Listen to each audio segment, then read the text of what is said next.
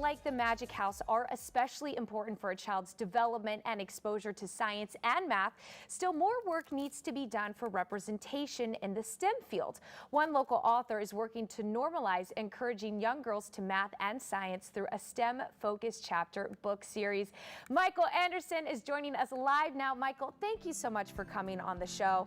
And first and foremost, let's just talk about this purpose and this initiative that you felt to make this book series. Well, first of all, thank you so much, Mary, for having me. The purpose to me, it was inspired by my daughters. So I have two daughters that pursued STEM careers. One thing that I noticed that early when they were in grade school, they were reading popular books, Junie B. Jones, Amelia Bedelia. These are very popular books, Beverly Cleary books, but the thing that I noticed as a parent was they weren't represented in the books. So great stories, wonderful stories, but I know how powerful it is to see yourself represented in the stories. And so fast forward, that's really what I wanted to do, was I wanted to do two things.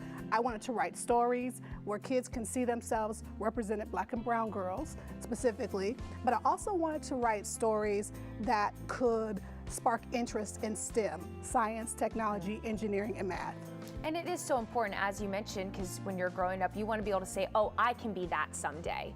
So when you're writing these books, tell us a little bit about, because it is a series, and right now there are 3 books. Can you give us an inside look on what people can find? Right, so the basis of the stories are a 4th grade girl who loves science. Her family is uprooted from Philadelphia, they relocate to St. Louis. So a lot of kids can relate to that.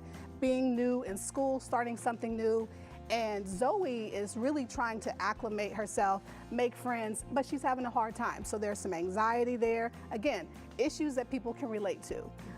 But the thing that becomes the conduit for her is her passion for science. She loves science and she joins the science club, and things begin to take off from there for her. She learns to navigate, and after that, you really just kind of see all the shenanigans that, 4th grade kids have. Yes, yes, I love that. So now we're talking about a little bit about this book, but you had mentioned there was a statistic when it comes to confidence and young girls, and I would love for you real quick to share that with us. Right, so the reason I want to encourage girls at an earlier age to pursue more math and science is because as early as 3rd grade, statistics show that girls lose confidence in math.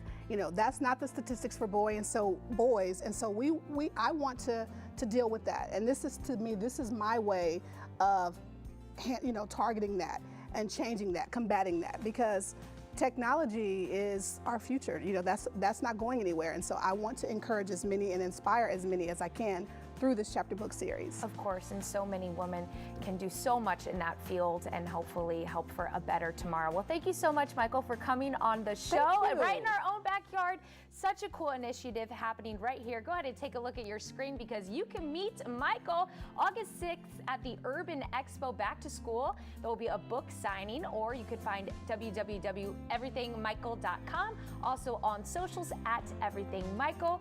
We really appreciate your time this morning. Thank you so much, Mary.